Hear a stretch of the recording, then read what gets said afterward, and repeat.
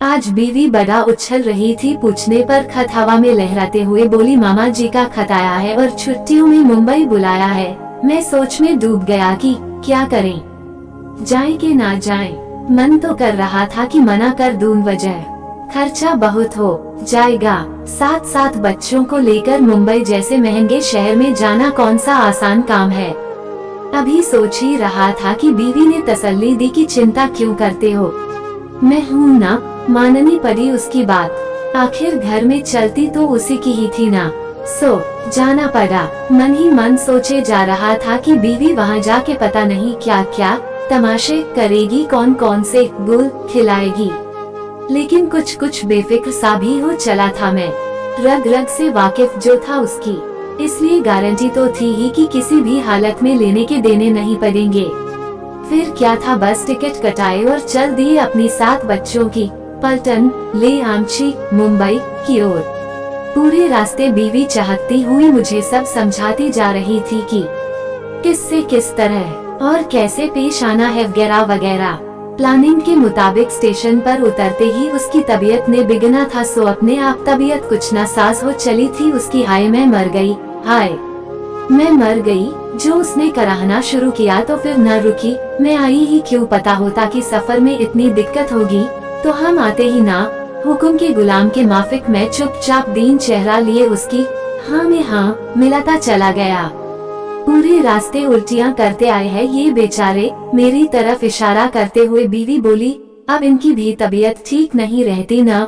लंबा सफर सूट जो नहीं करता है। इन्हें लाख समझाया कि सेहत ठीक नहीं है, इस बार रहने दे, लेकिन ये माने तब ना। कहने लगे, बहुत दिन हो गए मामा मामी से मिले हुए, दिल उदास हो चला है। सुनते तो मेरी बिल्कुल है ही नहीं ना। उफ, ऊपर से मैं भी बीमार पड़ गई, अब इनका ख्याल कौन रखेगा। बीवी रुआसी होती हुई बोली, मामा जी आप एक काम कर दे, हमारा वापसी का टिकट कटवा दे, दिल्ली जाएंगे वापस, किसी तरह इनकी तबीयत ठीक हो जाए बस। बीवी ऊपर वाले को हाथ जोड़ विनती करती हुई बोली, फिर कभी आ जाएंगे आपसे मिलने, यहाँ रहे तो आप भी नाहक परेशान होते रहेंगे हमारे लिए, इतना काहे को सोच रही हो, सब ठीक हो जाएगा। मामी बोली, नहीं हम आपको परेशानी में नहीं डालना चाहते। और फिर डॉक्टर ने ताकीद जो की है कि जब तक ये पूरी तरह ठीक नहीं हो जाते तब तक इन्हें खालिस केसर वाले दूध और अनार के जूस के अलावा कुछ नहीं। ये डॉक्टर अभी पता नहीं क्या क्या परहेज बता डालते हैं। अब परदेश में भला अनार कहाँ से छीलती फिरूंगी, हमारे होते हुए कैसी बातें करती हो। चिंता ना करो, सब इंतजाम हो जाएगा, लेकिन तुम बेकार में ही नाहक परेशान हो रही हो। सब चिंता छोड़ो और बस आराम करो। मामी बोली, मुझे शर्म ना आएगी मैं महारानी की तरह आराम से बिस्तर पे पड़ी रहूं और आप नौकरानियों की तरह सारे काम करती फिरें। बीवी आहिस्ता से बोली, मानो अपना फर्ज भर अदा कर रही हो। अब जब तबीयत ठीक नहीं है तो आराम करना ही होगा ना। तुम्हारी जगह अगर मेरी अपनी बेटी होती तो क्या उसे मैं यूं ही जाने देती, जैसा आप उचित समझे। बीवी की छुपी हुई कुटिल मुस्कान को समझ पाना मामा मामी के बस की बात कहाँ थी। दिन भर तो बीवी ने कुछ खाया पिया नहीं, बस सर पे पट्टी बांधे हाय हाय कर कराहती रही और रात को अंधेरे में चुपचाप ठूसे जा रही थी दबा के माल पानी। काम करने के नाम पे उसका सर दर्द के मारे फटने को आता था, लेकिन खाते पीते और घूमते फिरते वक्त एकदम टनाटन। अब इतने बावले भी नहीं थे, हम पता था कि कब तबीयत ने ठीक होना है और कब नासाज। खूब खातिरदारी हो रही थी हमारी, खाओ पियो और मौज करो के अलावा कोई काम नहीं था हमें। जुहू चौपाटी बांद्रा पाली हिल फिल्म सिटी कोई जगह भी तो हमने नहीं छोड़ी थी। बीवी दिन भर पलंग तोते हुए गप्पे मारती और मैं सोफे पे लदा लदा उसकी ऐसी तैसी करते हुए कभी ये खा तो कभी वो पी। मामा मामी दोनों बेचारे दिन रात हमारी ही तीमारदारी में लगे रहते। अपने घर में तो सब चीज ताले चाबी के अंदर थी, तो यहाँ खुला मैदान देख बच्चों का मन भी डोल गया। बाल सुलभ जो ठहरा रहा ना गया, उनसे टूट पड़े एक एक आइटम पर, मानो ऐसा मौका फिर हाथ नहीं लगने वाला। कोई कंप्यूटर से पंगे ले रहा था तो कोई डी प्लेयर का ही बंटाधार करने पे तुला था। कोई उनकी महंगी किताबों के कागज का इस्तेमाल हवाई जहाज बना उन्हें उड़ाने में कर रहा था, तो कोई टीवी रिमोट के साथ टक टक किए जा रहा था। कभी कार्टून नेटवर्क तो कभी आज तक अपने बच्चे सबसे तेज जो थे उनका महंगा वाला मोबाइल फोन तो पहले ही दिन कंडम हो कूड़ेदान की राह तक चुका था और अपने छोटे वाले ने तो जैसे उनका कोई भी बिस्तर सूखा ना छोड़ने की कसम खाई हुई थी। इधर चद्दर बदली उधर फर से फव्वारा चालू।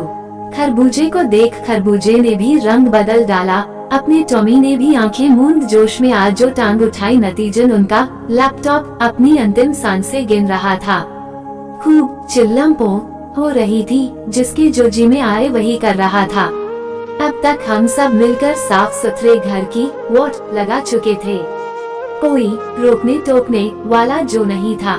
मामा बड़ा दिलदार था सो कुछ नहीं बोला, लेकिन मामी के चेहरे पे कई रंग आ जा रहे थे।